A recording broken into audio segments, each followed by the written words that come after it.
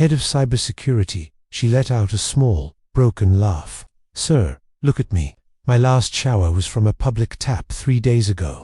My daughter's school is the space under the bridge where she learns letters from old newspapers.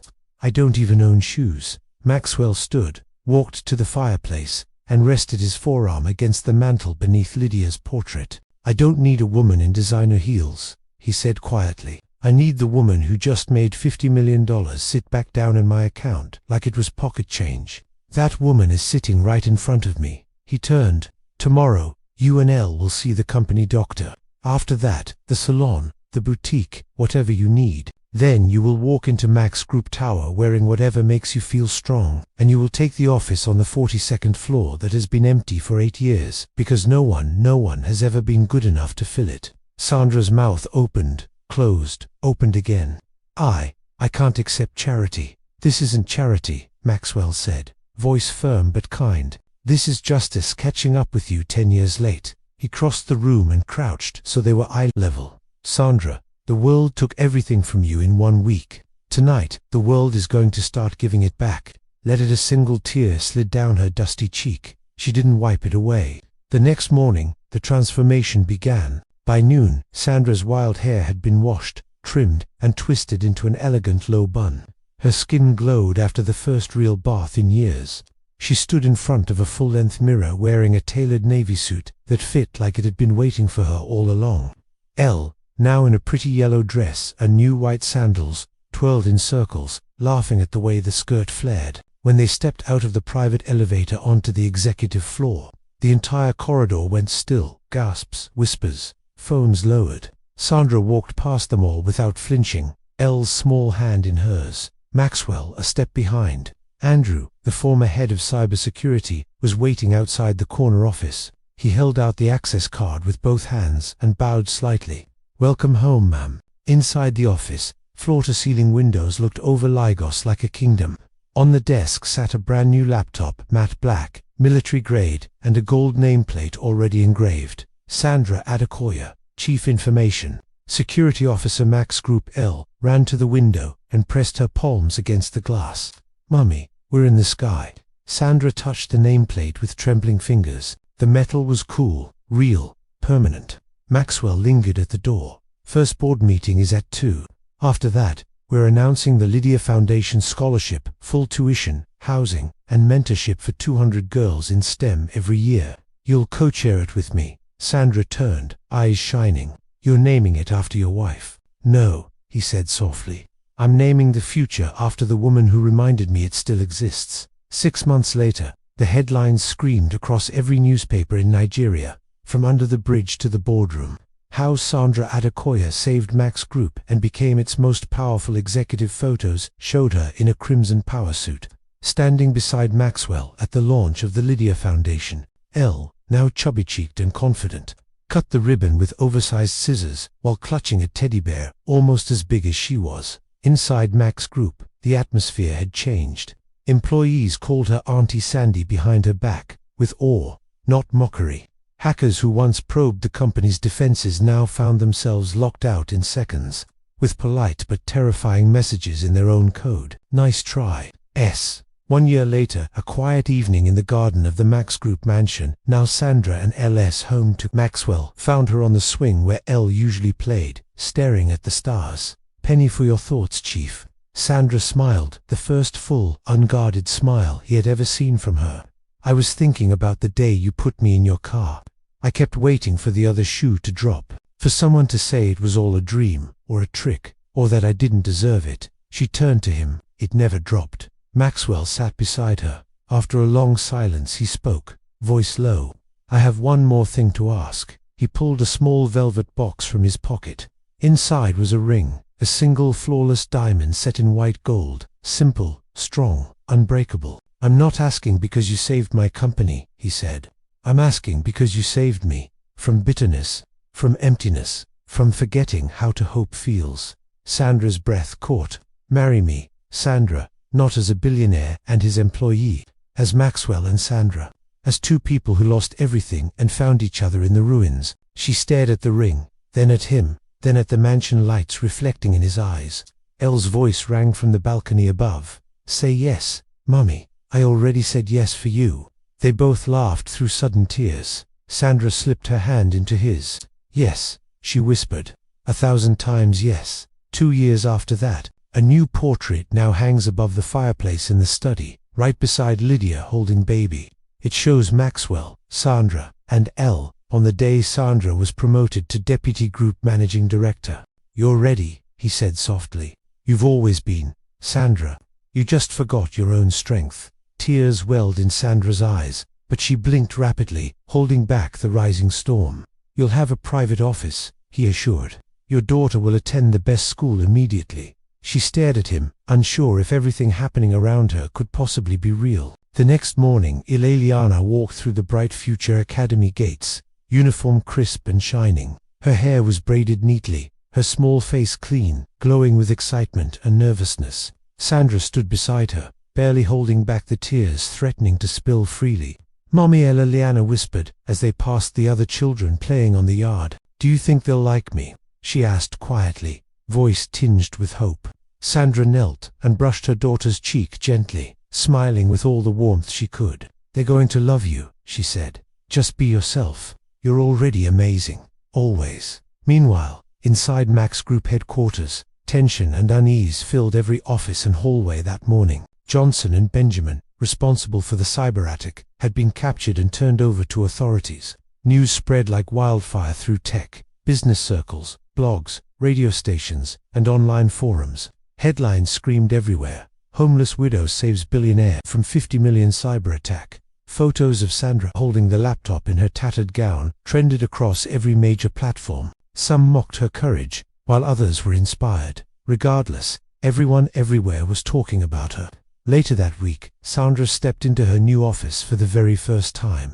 The walls were pristine white, accented with gold, glass panels overlooking the sprawling campus. A fresh laptop sat on her desk, gleaming, ready for her capable hands. A small nameplate read, Sandra Oyner, Head of Cybersecurity, Max Group. Pride overwhelmed her. Her knees weakened for a moment as she placed her hand on the desk. Then, without thinking, she pulled out her old ID card from years past. It had survived hidden inside her daughter's worn, beloved backpack all those difficult years. She looked at the old card, then the new one, realizing she had returned. But she was not the same woman. She was stronger, wiser, and unafraid. As she glanced at the framed photo Maxwell secretly placed beside her desk, she smiled. From grief's ashes, she had built something again, and she was finally ready. The following months brought quiet transformations, deeply personal, felt only by Sandra herself alone. Gone was the woman who slept under a shoddy bridge, protecting Ileliana from cold nights. In her place stood a confident, polished woman in tailored suits, heels clicking sharply.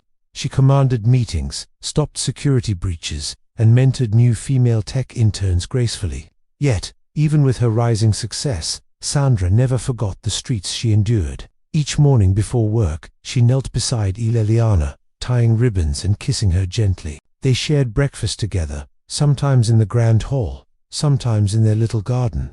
A quiet corner filled with yellow hibiscus became her sanctuary, her place of reflection. Maxwell often found her there early in the morning or just after sunset. He never interrupted, until one evening, when the orange sky bathed clouds in warmth. Her shoes lay forgotten beside her, abandoned as the calm enveloped her completely. Maxwell walked slowly toward her, hands in pockets of his grey blazer, thoughtful and calm. He sat beside her on the grass. "You always come here," he said softly. Sandra nodded. "It's peaceful," she murmured.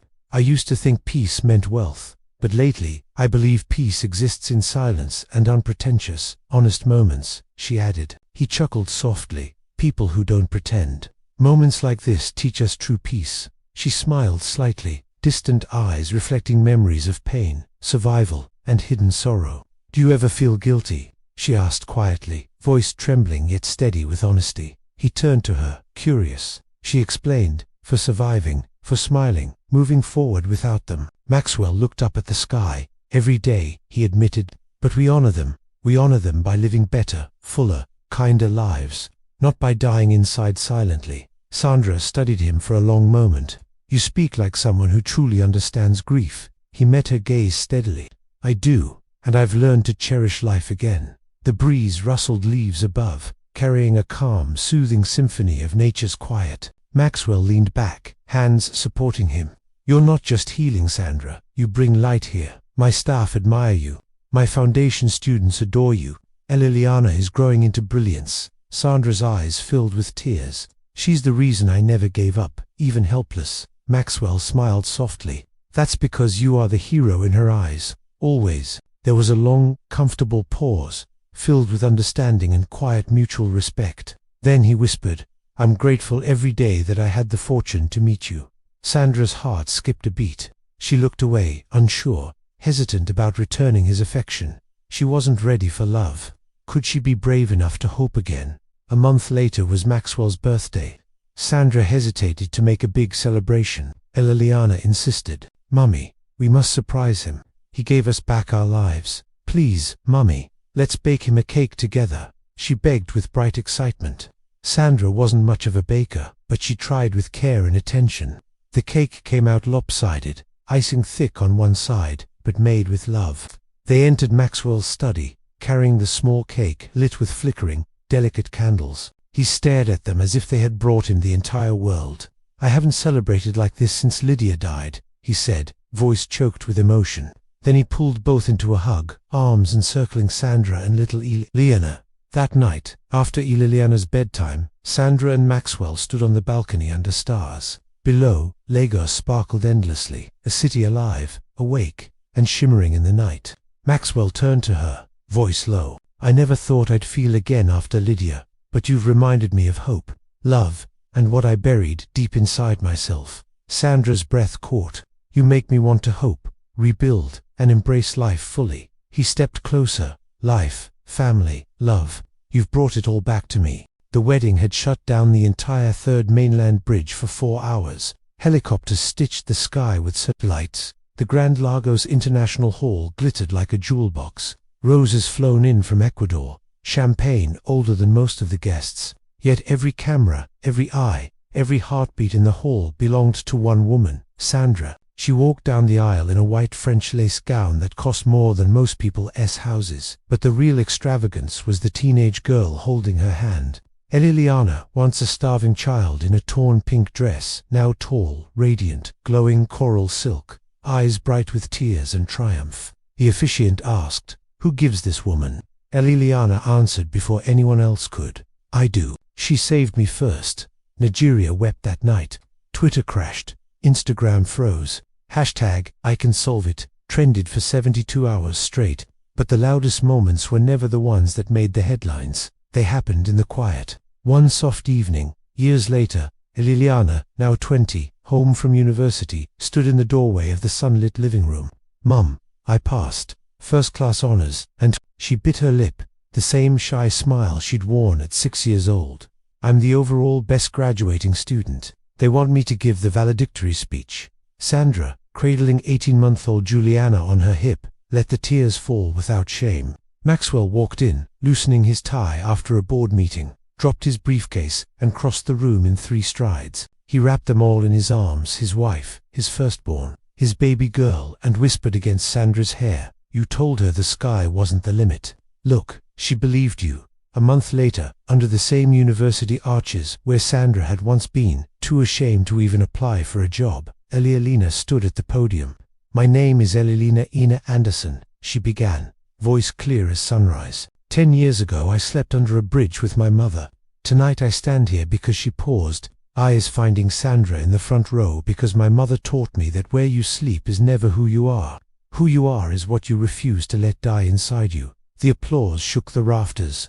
That night, on the balcony of the house that Love and Code had built, Sandra turned to Maxwell. "Sometimes I still wake up waiting for someone to tell me it was a dream." He kissed the inside of her wrist, right over the faint scar from the old days. "Then let me remind you every morning for the rest of our lives. This is real. You earned it. We earned it. Together." Years rolled on like gentle waves. Liliana married Uche under the same frangipani trees where Maxwell had once proposed to Sandra. 9 months later she brought twin boys into the world, Jerry and Joshua, and Sandra held them and laughed through tears, whispering, "Full circle, babies, full circle." The Sandra Foundation was born that same year. A promise to put 1 million girls through tech education by 2035. Its logo, a single glowing line of code that spells, in binary, I can solve it. And then came the night that sealed the legend. Max Group's 10th anniversary gala. The new Max Tech Innovation Hall was packed presidents, governors, global CEOs, and 200 wide-eyed scholarship girls in their first ever gowns. Maxwell took the stage first. Tonight is not about me, he said simply. It's about the woman who taught an entire nation that broken things can still be brilliant. He turned. Sandra, come. She rose in emerald silk, walked the same path she once walked barefoot, and took the microphone like she was born to it. 10 years ago, she began, I was invisible. Tonight, I stand here visible, loved, powerful, not because the power that money gives, but the power that survives when money, pride, and hope are stripped away. Behind her, the screen showed the famous black and white photograph, Sandra and tiny Eliana, asleep under Oshodi Bridge. Then it flipped to color, the same two faces, 10 years older, laughing in graduation gowns, in wedding gowns, in hospital beds holding newborns. Sandra's voice never wavered.